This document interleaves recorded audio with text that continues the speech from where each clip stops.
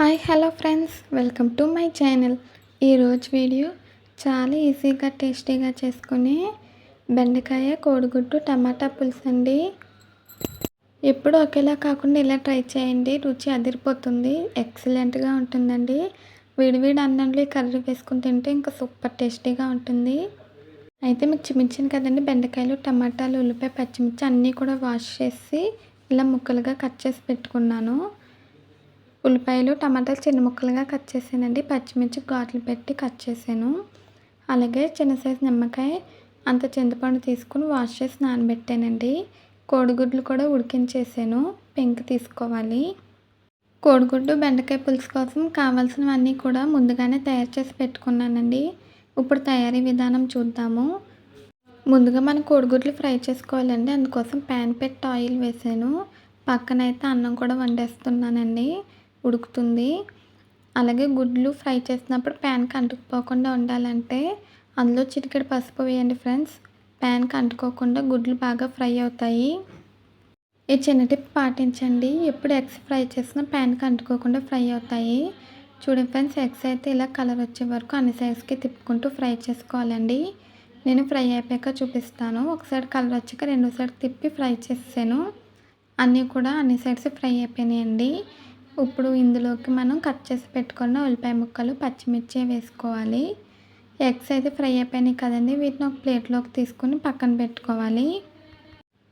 మీరు కనుక first time మా ఛానల్ చూస్తున్నట్టయితే ప్లీజ్ లైక్ షేర్ సబ్స్క్రైబ్ చేయండి. కోడిగుడ్లన్నీ కూడా ఒక ప్లేట్లోకి తీసుకుని పక్కన పెట్టేశాను. ఇప్పుడు ఈ ఆయిల్లో 1 స్పూన్ జీలకర్ర, చిటికెడు మెంతి పొడి, అలాగే 1/2 స్పూన్ ధనియాల పొడి వేసానండి. మీకు మెంతి పొడి ఇష్టం లేకపోతే మెంతులైనా కూడా వేసుకోవచ్చు. వేసి ఒకసారి ఆయిల్లో కలుపుకొని తర్వాత ఉల్లిపాయలు వేసి వేయించుకోవాలండి. ఇవన్నీ వేసి చేయడం వల్ల మనకి కర్రీ టేస్టీగా ఉంటుందండి, చాలా బాగుంటుంది. ఉల్లిపాయలు అయితే ఫ్రై అయిపోయినాయండి. ఇప్పుడు ఇందులోకి టమాటా ముక్కలు వేసుకొని కలుపుకొని వేయించుకోవాలి. ఈ విధంగా చేసుకొని ఫ్రెండ్స్ కర్రీ టేస్టీగా ఉంటుంది.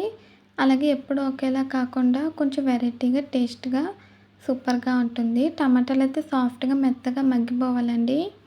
టమాటాలు ఫ్రై అయిపోయినాయి. ఇప్పుడు ఇందులోకి బెండకాయ ముక్కలు వేసుకొని ఒక 2 నిమిషాల పాటు కూడా వేయించుకోవాలి. తర్వాత ఇందులోకి తగినంత పసుపు, రుచికి సరిపడా కారం, రుచికి సరిపడా ఉప్పు వేసుకోవాలండి. కారం తగినంత వేసుకోవాలి. వేసి ఒకసారి కలుపుకొని వీటిని కూడా ఒక 2 నిమిషాలు వేయించాలండి. ఉప్పు కారం ఆయిల్లో ఫ్రై అవుతే మనకి కర్రీ టేస్టీగా ఉంటుంది.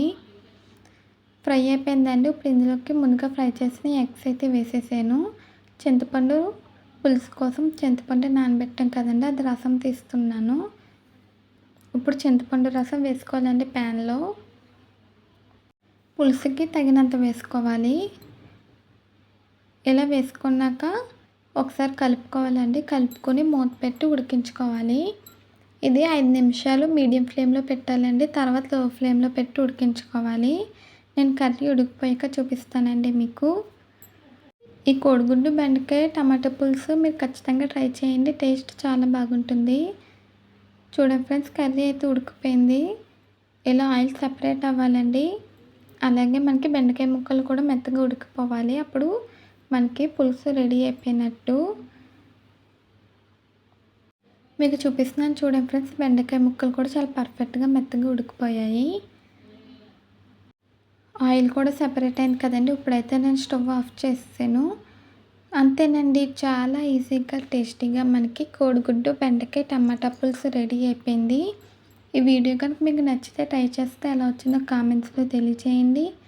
ఈ వీడియో నచ్చితే ప్లీజ్ లైక్ చేయండి, షేర్ చేయండి, సబ్స్క్రైబ్ చేయండి. అలాగే పక్కనున్న బెల్ ఐకాన్ క్లిక్ చేయండి. ఇది వేడివేడి అన్నంతో సర్వ్ చేసుకుంటే సూపర్గా ఉంటుంది. మళ్ళీ కొత్త వీడియోతో కలుద్దాము. Bye friends.